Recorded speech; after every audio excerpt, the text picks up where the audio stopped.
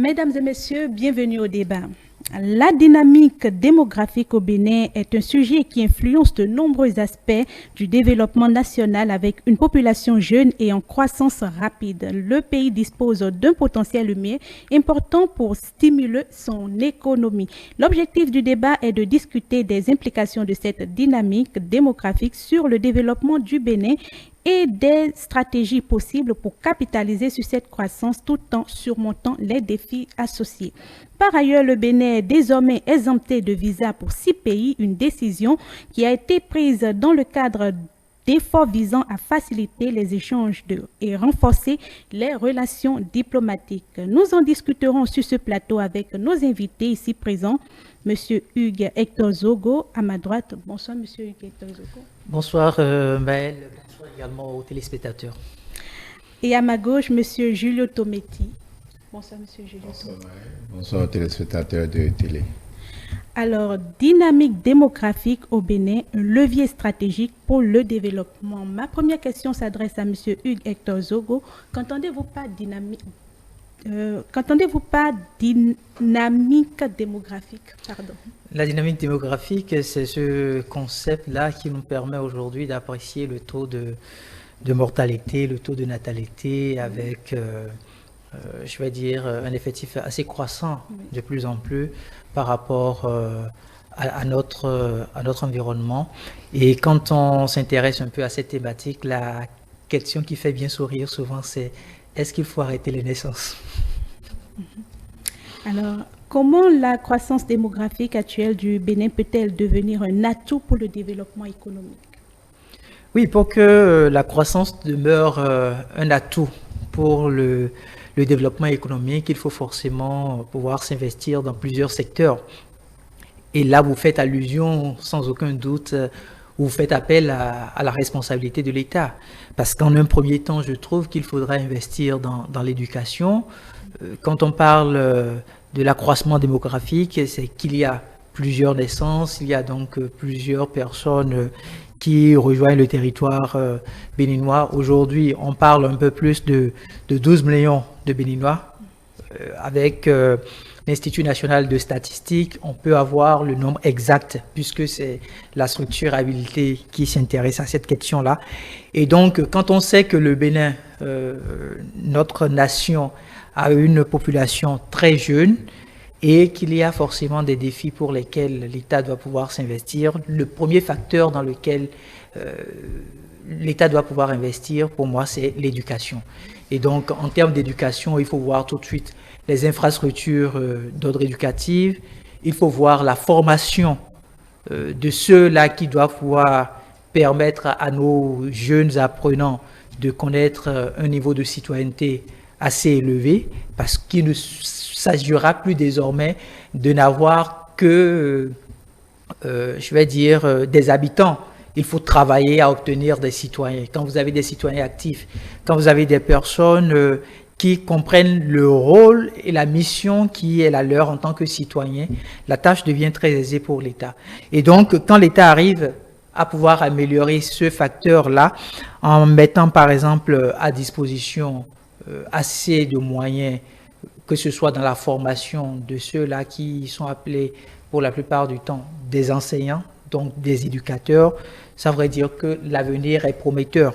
Et quand on laisse, par exemple, le secteur de l'éducation, on pourrait aussi s'intéresser, pourquoi pas, à un autre secteur assez important, qui est un secteur vital de toute nation, c'est le secteur de la santé. Vous aviez vu aujourd'hui tout ce qu'il y a comme investissement infrastructurel. Avant, on parlait du CNHU Hubert Koutoukou Maga. Et aujourd'hui, on est en train d'avancer pour parler du CHIC, le centre hospitalier international d'Aboubek Calavi, qui dans quelques semaines ou dans quelques mois pourrait être un centre ouvert donc pour le public non seulement béninois, mais le public régional et pourquoi pas international.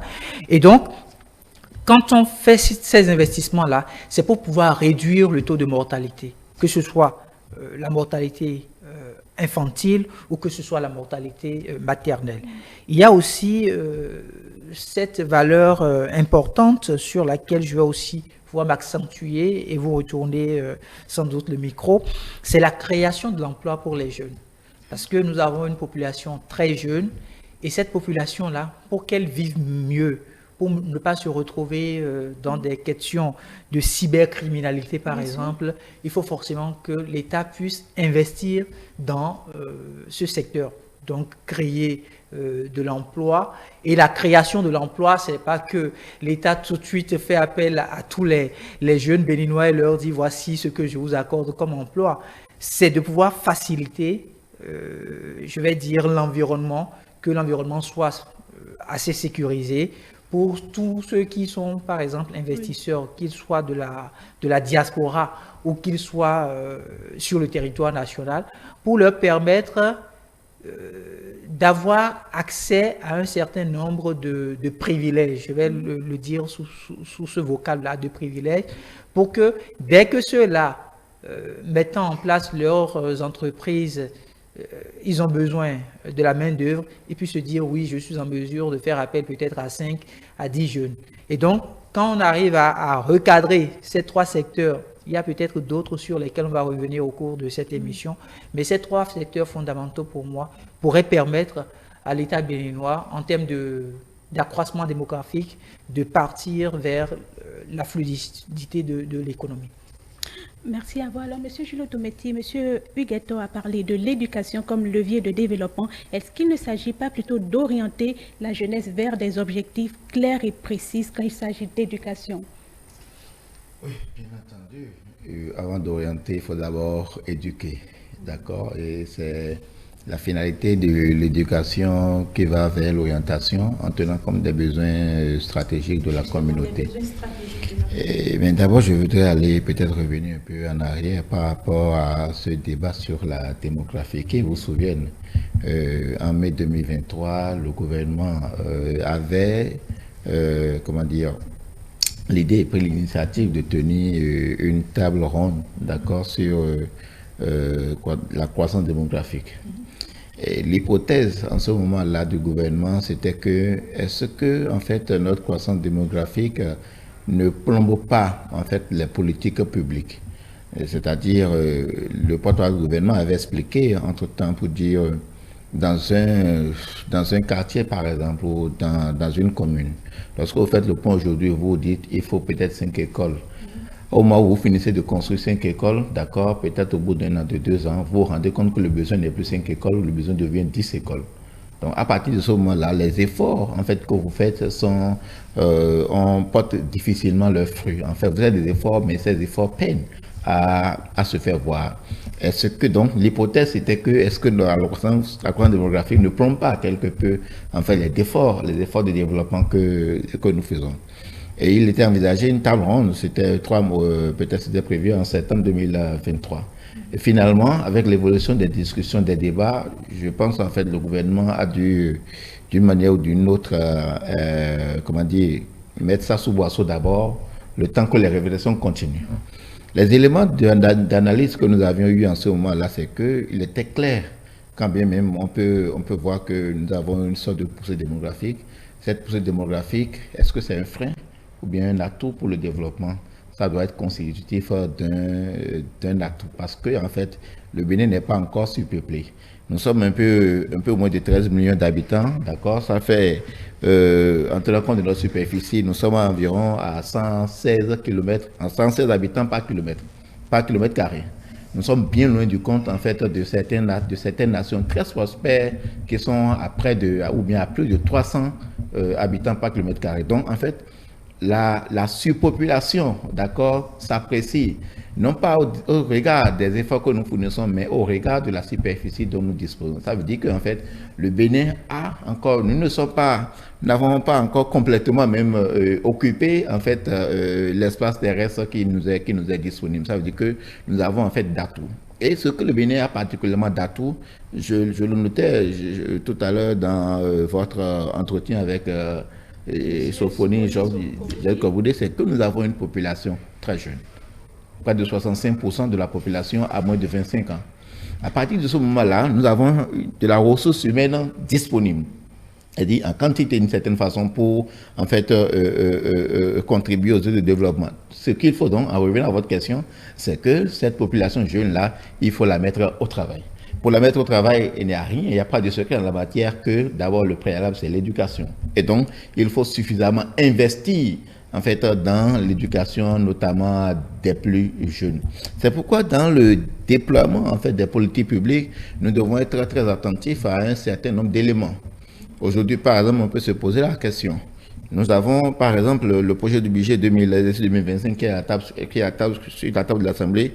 Quelle est la part, en fait, que le gouvernement a consenti, par exemple, en termes d'orientation à l'éducation ou bien à des secteurs stratégiques qui peuvent prendre en charge, en termes d'éducation, les plus jeunes. Maintenant, ceux qui sont déjà dans la vie active, est-ce qu'il y a des parts, en fait, orientées vers la prise en charge pour, en fait, les questions d'entrepreneuriat, les questions d'emploi, et ainsi de suite. Donc, ce n'est que à l'aune de cette dynamique-là que nous pouvons véritablement dire.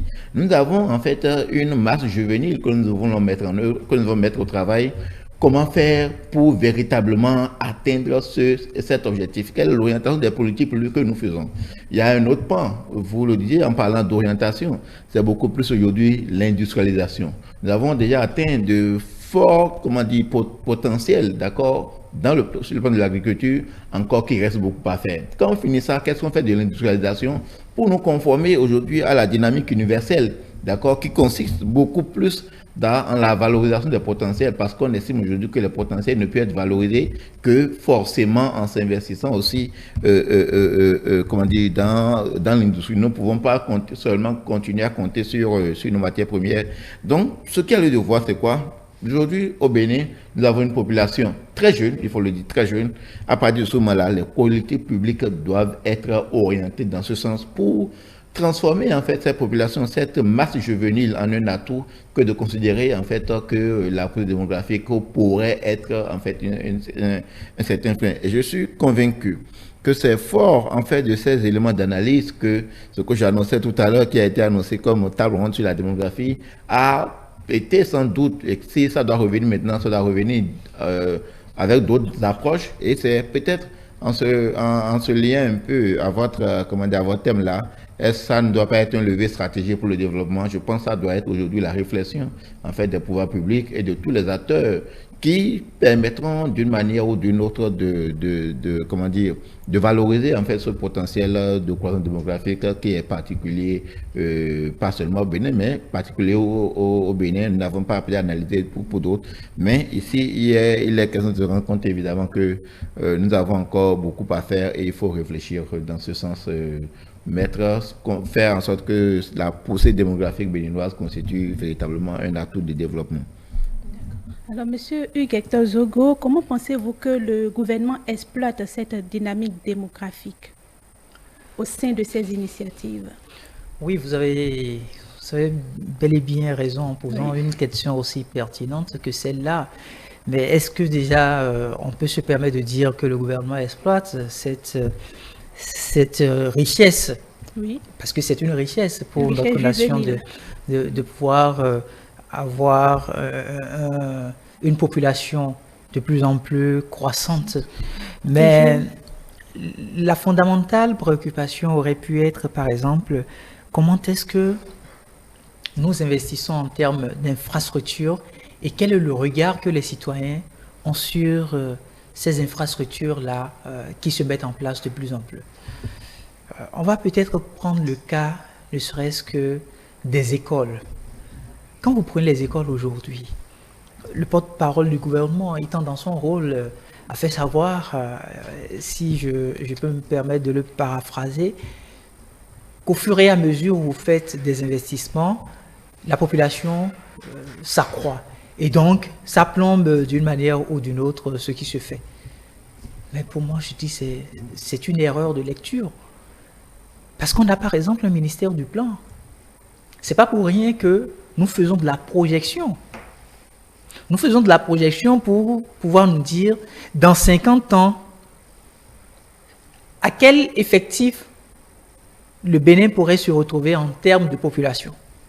Et donc, quand vous êtes des gouvernants et vous avez ces statistiques sous la main, vous réfléchissez davantage, vous travaillez à avoir suffisamment de moyens pour pouvoir installer les infrastructures. Pour le compte de cette rentrée académique, par exemple, ou bien pour le compte de cette année scolaire, est-ce que vous êtes convaincu que tous les apprenants qui ont été envoyés à l'école se sont retrouvés dans des salles de classe avec des matériaux définitifs? La réponse est sans aucun doute non. Comment est-ce que nous sommes partis, par exemple, du ministère de l'Éducation nationale aux différents ministères sectoriels? Qu'est-ce qui a poussé le Bénin à réfléchir au point de sortir du concept du ministère de l'Éducation nationale pour se retrouver au ministère sectoriel? Sans doute parce que les dirigeants, à un moment donné, ont eu tellement de pression, il faut pouvoir positionner X ou Y. Et donc, n'ayant pas assez de portefeuille ministériel, on se dit, éclatons alors le ministère national pour qu'on aille vers les ministères sectoriels. Parce que dès qu'on parle de ministère sectoriel, on en a au moins 4. On va parler de la maternelle, on va parler du primaire, on va parler du supérieur et de la formation professionnelle. Donc, ça fait 4 ministères. En un moment où on aurait pu avoir juste un seul ministère qui ne parle que de l'éducation nationale. Et quand on se retrouve dans un ministère qui parle de l'éducation nationale, on parle de façon implicite et explicite de la formation de l'être humain. Mais aujourd'hui, quand vous envoyez un enfant à l'école, est-ce que forcément il est envoyé pour être éduqué? Il est juste envoyé pour être instruit. Et donc, le parent, par exemple, qui l'envoie, ne se met plus dans la démarche de « je travaille pour mettre les moyens à disposition de l'État ». Les moyens que le parent met à disposition de l'État pour que l'État puisse former son enfant, pour que l'État puisse éduquer son enfant, ces moyens-là, ce sont les impôts. Et donc, le citoyen béninois de la date d'aujourd'hui, est-ce qu'il arrive aisément à pouvoir payer ses impôts? Quand nous allons au niveau de la Direction générale des impôts, posez peut-être des questions aux cadres qui sont là, ils vous diront toutes les difficultés qu'ils ont à pouvoir réunir les impôts. Vous savez, avec l'avènement des factures normalisées, vous avez vu tout ce qui a été mis en place pour qu'aujourd'hui, ça puisse rentrer progressivement dans les habitudes. Et pourtant, on est tous conscients que dès que l'État arrive à avoir les impôts, que c'est pour servir la République, c'est pour servir la nation. Et donc, je dirais simplement que nous nous retrouvons aujourd'hui face à un défi énorme. Non seulement les gouvernants, c'est-à-dire les acteurs politiques qui ont la charge de mettre en place les stratégies politiques et les stratégies d'ordre qui constituent des défis pour l'émergence de notre pays. Ils ont une part de responsabilité. Et cette part de responsabilité, c'est de pouvoir anticiper.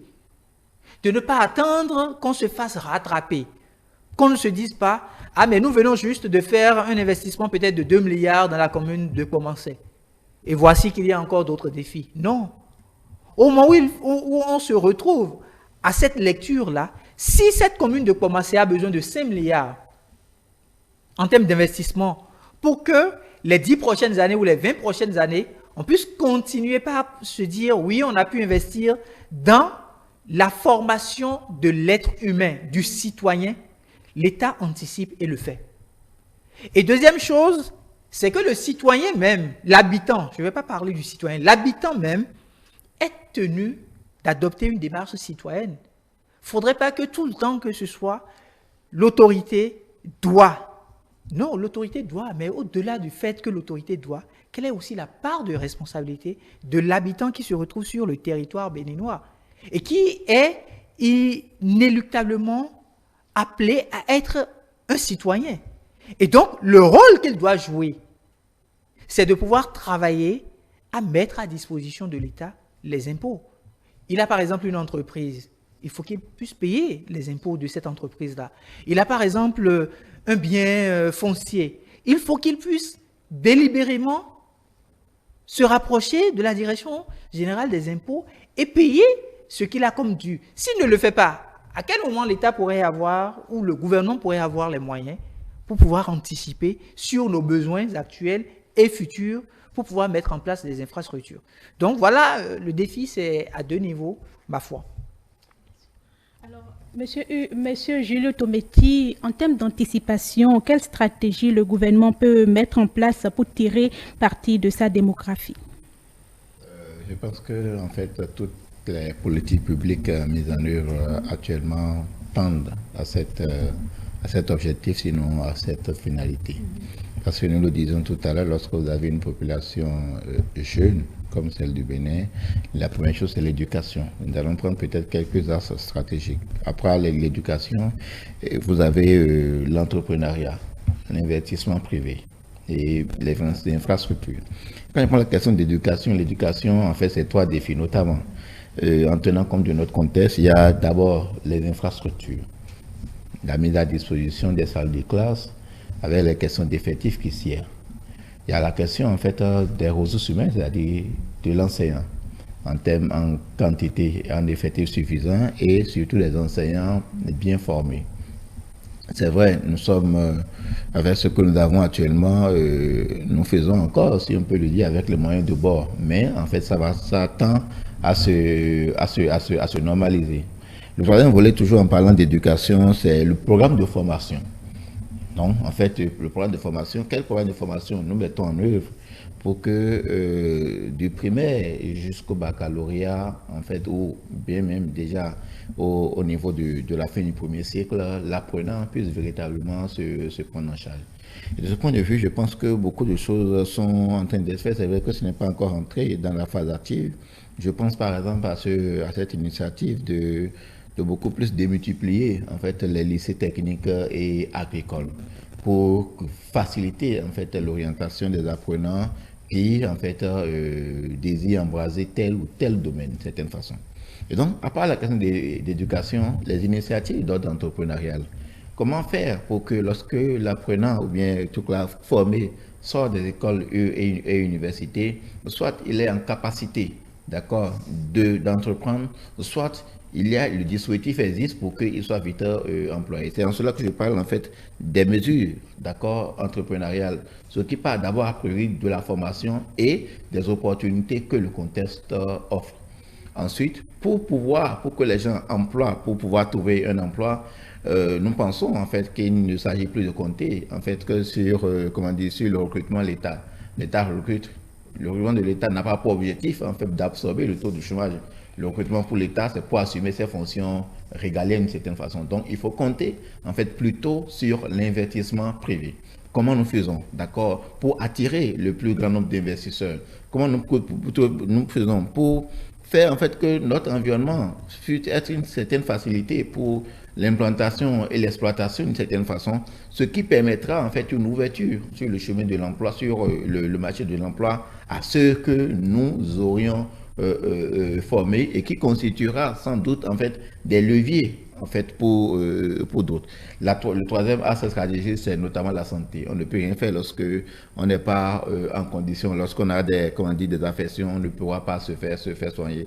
Une ressource humaine, d'accord, soumis aux affres sanitaires n'en est pas une. Donc, il faut beaucoup investir sur la question sanitaire, notamment en termes de prévention. C'est pourquoi je disais tantôt, en voyant tout ce qui est en train d'être fait depuis un certain nombre d'années, que le gouvernement est dans cette dynamique-là, mais comme je le disais tantôt, on ne peut y aller que sur la base de nos moyens. Ce qui a lieu de fait maintenant, c'est que le citoyen est mieux renseigné sur ces notions-là, soit davantage exigeant par rapport au gouvernement actuel et à venir. Et que ces questions participent beaucoup plus en fait des questions d'orientation politique, d'accord, qui fondent en fait l'action des pouvoirs publics. Je dis par exemple, moi je l'ai toujours soutenu, que désormais en fait nos débats en termes, en période électorale ou préélectorale, devait s'accentuer sur ces notions-là, sur en fait ce dont nous avons besoin, ce que nous serons dans 10 ans, 20 ans, 50 ans, nous devons nous concentrer sur ça et en faire débat. C'est ça qui permet de l'incruster davantage en fait dans la tête de ceux que Nous attendons Elie, puisque c'est les discussions que nous avons fait et c'est ça qui nous a orientés vers le programme de INS ou de Y. À partir de ce moment-là, ça va devenir une préoccupation d'ordre national et aucun gouvernant ne peut faire autre chose que la ligne sur laquelle les uns et les autres seraient entendus parce que cela participe de notre devenir. Alors, la dynamique démographique est et demeure un sujet assez vaste qui implique plusieurs moteurs de développement. Nous y reviendrons certainement sous un autre angle afin d'approfondir les perspectives de cette démographie pour le Bénin. Exemption de visa pour les Béninois, une avancée stratégique diplomatique est le second sujet sur la table sur ce plateau. Quelle est l'importance de l'exemption de visa pour les Béninois en matière de diplomatie internationale? Cette première question s'adresse à M. Hugues Hector Zogo. Oui, l'avantage, c'est que vous puissiez voyager aussi librement avec moindre coût. Voyez-vous, quand on se lève aujourd'hui et qu'on a besoin du visa pour se rendre, par exemple, au Canada, ceux qui ont déjà fait l'expérience vous le diront, c'est la croix et la bannière.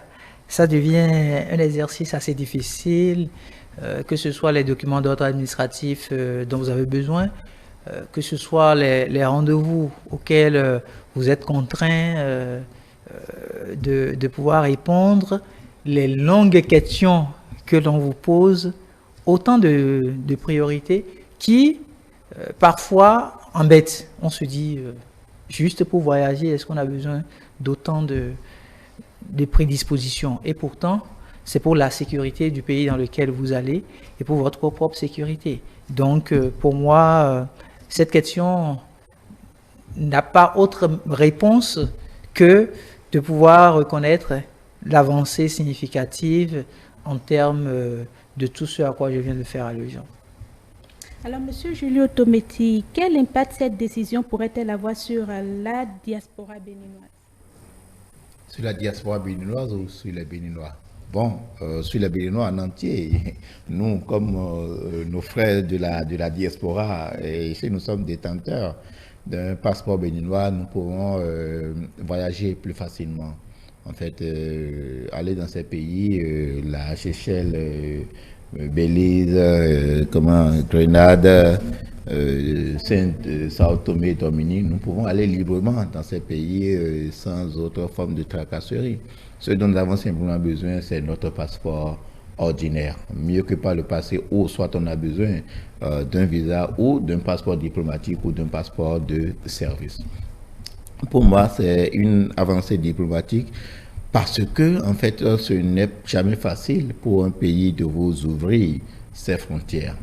De vous ouvrir ses frontières en ce sens que le pays doit avoir un certain nombre de... Vous devez avoir donné un certain nombre de garanties sur le potentiel dont vous disposez pour que vos ressortissants qui viendront chez eux ne soient pas soit des problèmes en termes de délit ou de criminalité pour lui, ou bien des cas sociaux, deviennent des cas sociaux dans leur pays d'une manière ou d'une autre. Et bien entendu, ça permet aux ressortissants de ces pays aussi de quand même franchir plus librement nos frontières. Comme je disais tantôt, nous avons envie de révéler le Bénin. Et donc, comment pouvez-vous révéler si vous laissez vos portes fermées? Donc, le Bénin, on a constaté que le Bénin de plus en plus s'ouvre d'une certaine façon. Je le disais tantôt dans un plateau précédent que depuis 2023, il faut dire, cette exemption de visa pour les ressortissants chinois pour des courts séjours, par exemple, et beaucoup d'initiatives comme ça. Donc, ce qui vient de se passer, c'est un excellent coup diplomatique. Ça permet aux Béninois, en fait, de découvrir davantage ces pays-là. Moi, ça m'a permis quand même d'aller m'interroger un peu sur ces pays. Ce sont de petits pays, d'accord, il faut le dire, comme beaucoup de personnes l'ont remarqué, ce sont de petits pays, mais qui ont de forts potentiels, qui ont de très forts potentiels. Tout là, comment dire, Hugues Hector Zogo parlait tout à l'heure de toutes les difficultés que les uns et les autres ont à aller au Canada et tout ça. Mais je vous dis, ce sont des pays qui sont autour du Canada. Je vous dis par exemple un pays comme Belize, d'accord, avec ses 405, un peu plus de 405 000 habitants. Et un pays, d'accord, en fait, de l'Amérique centrale, frontière avec, avec la Mexique, entre la Mexique et le Canada, les États-Unis à quelques 1000 kilomètres, d'accord? Et donc, c'est pour dire que vous êtes déjà au cœur, en fait, de ces pays de rêve. Il a même dit qu'il y a une histoire même autour de la Belize où, à un moment donné, il y a tellement de facilité de sortir de la Belize. C'est-à-dire quoi? Les résidents de ce pays-là avaient plus de facilité avec le passeport à accéder aux pays comme le Canada, où à un moment donné, en fait, les pays ont commencé par davantage fermer. Donc, en fait, ça peut être en fait une opportunité d'horizon que nous ne savons pas encore. Parce que en vérité, il faut le dire, je me suis aussi interrogé un peu par rapport à leur, comment dire, au paysage économique, et ça ressemble à plus d'un trait, en fait, à ce que nous envisageons aujourd'hui. Quels sont les pôles de développement que nous entendons embraser aujourd'hui? C'est notre production agricole, c'est le tourisme, et en fait, comment dire, à moyen et long terme, c'est l'industrialisation d'une certaine façon. Et quand je lis un peu, par exemple, vous lisez un pays comme la Seychelles, c'est le tourisme et la pêche de thon, par exemple. Dans Belize, comme beaucoup le disent, c'est un centre d'affaires que beaucoup d'autres pays disent que c'est une sorte de paradis fiscal parce qu'ils font un peu de protectionnisme par rapport à la coopération internationale en matière de, comment dire, de blanchiment de capitaux et autres. Donc, mais en vérité, c'est un centre d'affaires. Dominique, qui par exemple a accentué sur le tourisme et l'agriculture, notamment l'agriculture de bananes, comme on a dit, la Grenade qui est un pays d'industrie et de services par exemple. Et donc, à partir de ce moment-là, lorsque vous voyez les potentialités qu'offre ce pays, c'est une opportunité en fait que les Béninois aillent davantage découvrir des horizons qu'ils ne connaissent pas d'une certaine façon. Et ça ouvre aussi les portes du Bénin vers le monde. Et je pense en fait, lorsque vous avez ce genre d'accord, ça ouvre aussi toujours la voie pour d'autres accords plus grands. Ce n'est pas la taille en fait d'un pays en termes de coopération qui compte, mais ce sont les potentialités que le pays là peut donner au pays, comment dire, à l'autre pays et à ses ressortissants. De toute façon, celui qui gagne dans ça, ce n'est pas, c'est beaucoup plus en fait les ressortissants de ces pays et nous, Béninois, que ce soit de l'intérieur que de la diaspora, c'est ce que ça nous offre. Il y a des gens qui sont, comment dire, qui peut-être vont se dire, pour être peut-être un peu plus simpliste, dire bon, je prends mes vacances, j'avais envie d'aller à tel endroit, quels sont les pays dont j'ai la facilité de pouvoir y aller sans grande tracasserie et sans grand frais d'une certaine façon. Les pays au niveau, là où j'arrête, au moment où je serai au niveau de leurs frontières, on me reconnaîtra en fait comme un pays avec lequel ce pays, je ne serai plus en fait un pays ressortissant d'un pays tout à fait inconnu. C'est en même temps, en fait, comme le disions tantôt, le Bénin qui se révèle parce que on peut dire le Bénin ne serait plus inconnu en fait des ressortissants de ces pays-là. Ce n'est pas qu'on ira les envahir d'une certaine façon, mais ça va faciliter un peu la mobilité entre ces pays et les ressortissants des nôtres. Alors, M. Hugues Etozogo, en termes de mobilité, quelles en sont les implications pour le secteur du tourisme au Bénin? Vous savez, aujourd'hui, on est en train de faire un travail exceptionnel au Bénin. L'investissement dans le secteur touristique et hôtelier, deux secteurs pourvoyeurs d'emplois et donc qui permettent la fluidité de l'économie. Et quand on en arrive à se retrouver avec une opportunité aussi riche, quand j'ai parcouru un peu les plateformes numériques, la première chose que j'entends lire ou je lis, c'est qu'est-ce que nous allons en faire. Et il faut que les jeunes béninois fassent l'effort d'aller au-delà de ces conceptions et fassent l'effort d'aller au contact de la connaissance. Parce qu'aucun gouvernement ne se lèverait du jour au lendemain pour travailler à un projet aussi important. Parce que voyez-vous, ce n'est pas une décision qui se prend du jour au lendemain. Avant qu'on arrive à cette conclusion aujourd'hui, c'est peut-être depuis 3 ans, depuis 4 ans, que le gouvernement était en train de travailler, était en train de mettre en place plusieurs approches. Et la finalité, c'est forcément permettre aux habitants de ces différents pays de venir nous visiter a priori. Pour moi, je prends le contre-pied. Que ces acteurs-là viennent nous visiter a priori, que ces acteurs-là puissent venir partager leur expérience avec le peuple béninois. Parce que nous savons tous combien de jeunes aujourd'hui ont la possibilité de se déplacer pour aller vers ces pays. Combien de Béninois, peut-être depuis 2016, ont eu la chance de se rendre au Belize, par exemple. Ils sont peut-être très peu. Le nombre est très infime. Mais par contre, avec une démarche de la sorte, quand on connaît un peu la stratégie qui est en train d'être mise en place, sur le plan touristique, sur le plan d'hôtellerie, quand on sait que le long, par exemple, de la côte, il n'y a que des hôtels de 5 étoiles qui pourront être installés, ça devient une source de richesse pour le pays. Et donc, quand les citoyens de ces pays-là voudront peut-être passer leurs vacances, au lieu d'investir encore dans le visa pour venir sur notre territoire, ils vont le faire assez facilement. Mais quand ils vont venir au Bénin, la devise, ce n'est pas pour leur pays, c'est d'abord pour le peuple béninois. C'est l'économie béninoise qui va fonctionner. Et donc, je me dis, il faut que nous puissions, à des moments donnés, quitter les lectures d'ordre politicien, ou quand le gouvernement mène une démarche tout de suite, ce qui préoccupe, c'est des critiques, qu'on se retrouve dans un esprit de critique, au lieu d'être critique. On ne va pas passer toute une éternité à développer un esprit de critique. Et qui plus est, quand c'est des jeunes qui mènent ce genre de réflexion, on se pose la question de savoir à quel moment vont-ils prendre du recul pour apprécier ce qu'on appelle le niveau de développement. Parce que si votre État travaille pour que vous puissiez avoir des facilités de ce genre, au moment où les autres sont en train de rechercher, allez peut-être au Togo et posez-vous les bonnes questions. Sur ce territoire-là, ils ne peuvent pas vous dire tout ce qu'ils auraient souhaité, par exemple, que leur gouvernement puisse leur offrir.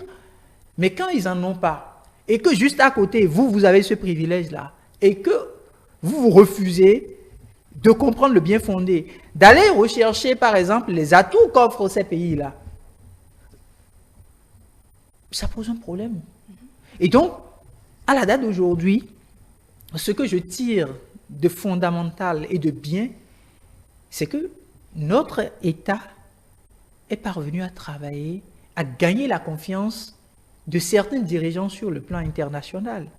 Et ça, c'est bien pour notre diplomatie. Monsieur Julio Tometti l'a si bien dit tout à l'heure. Quand on prend le Belize, il n'est pas si loin du Canada. Le simple fait de savoir que vous avez déjà visité le Belize 2 ou 3 fois peut, pourquoi pas, être un des éléments qui permettrait qu'on vous accorde facilement le visa plus tard pour le Canada. Parce que vous seriez déjà parti 1 fois, 2 fois, 3 fois, et vous seriez déjà retourné dans votre pays. Donc, essayons de toujours réfléchir dans la dynamique de quelle est l'opportunité à saisir à partir de cette décision qui est prise. Au lieu de qu'est-ce que je vais faire ou qu'est-ce que je vais dire pour peindre en noir cet effort-là consenti par mon gouvernement. Alors, Monsieur Julio Tometti, est-ce que vous pensez que le Béninois n'est pas intéressé par cette question de visa, d'exemption de visa? Oui, le Béninois, bon, en fait, c'est une catégorie de Béninois. Parce que, en fait, ceux qui se prononcent, vous avez, c'est ceux qui, je ne veux pas dire qu'ils sont limités, mais ceux qui ne sont pas dans cette perspective-là, où ce réseau au minimum.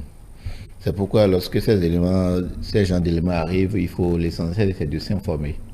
Nous parlons tout à l'heure de la question d'éducation, ça constitue l'un de nos fruits d'une certaine façon. Avoir du recul pour s'informer de dire, mais ces pays... Cette information n'est pas assez détaillée. Non, c'est pas que détaillé. À partir du moment où on m'a dit, moi, que mon pays a pris un accord avec un certain nombre de pays en termes d'exemption de visa, je me demande premièrement, mais c'est qui ces pays? Et donc, je vais un peu fouiller pour voir qu'est-ce que ça offre en termes d'opportunités, quelle est leur culture, quelle est leur démographie, ainsi de suite. Et lorsqu'on s'informe, on voit mieux et on a bon, on fait preuve de moins de préjugés d'une certaine façon. Moi, je me suis intéressé un peu à ces pays-là. Vous voyez, par exemple, un pays comme la Seychelles, c'est un pays de l'Afrique de l'Est. Oui. Un peu de l'Afrique de l'Est. On dit le revenu par habitant, c'est à plus de 150 dollars US. Le premier en Afrique. C'est-à-dire, on dit, c'est le revenu le plus élevé, en fait, en Afrique par population, par habitant. Ça veut dire que, en fait, dans les éléments d'analyse, tout en termes économiques, c'est des gens qui vivent mieux, en fait, que nous. Alors que c'est un petit pays. On dit, en fait, qu'en vérité, il s'agit, quand je prends un autre pays, comme Dominique, par exemple. Vous savez, la dernière fois, il y a eu un débat sur la question de nationalité, de ceux qui ont, j'ai oublié un peu le thème, en fait, des origines béninoises ou africaines. Et un pays comme la Dominique est dedans, c'est un pays de l'Afrique du Sud, mais qui sont à 85% d'origine africaine.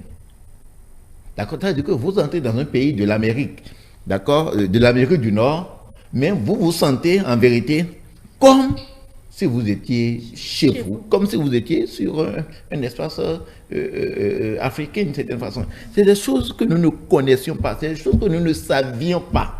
Et donc l'essentiel, lorsque ces éléments viennent, il faut avoir de la tempérance pour aller chercher des informations. Et c'est ça qui participe aussi, en fait, à une certaine sensibilisation. Vous pouvez être un relais, en fait, dans votre zone, dans votre communauté, au sein de vos amis, et non pas se limiter. Le fait de tenir des langages comme de petits pays, oui, moi j'ai vu, c'est de petits pays en termes de superficie, mais de très grandes opportunités. Excusez-moi de le dire, à l'état actuel des choses, il y a très peu de pays de ces pays-là avec qui le Bénin peut rivaliser. Quand même, nous pourrons être confiants de dire, dans 5 ans, dans 10 ans, dans 20 ans, nous pourrons atteindre un certain nombre de ces. Mais là où nous parlons aujourd'hui, c'est des pays, en fait, avec qui le Bénin a tout à gagner, ou que les populations, les ressortissants béninois ont tout à gagner. Nous avons intérêt à aller vers ces pays, même que ces pays, les ressortissants de ces pays en ont vers nous actuellement. Donc, je disais que c'est un gros coup diplomatique que le Bénin a fait tout là.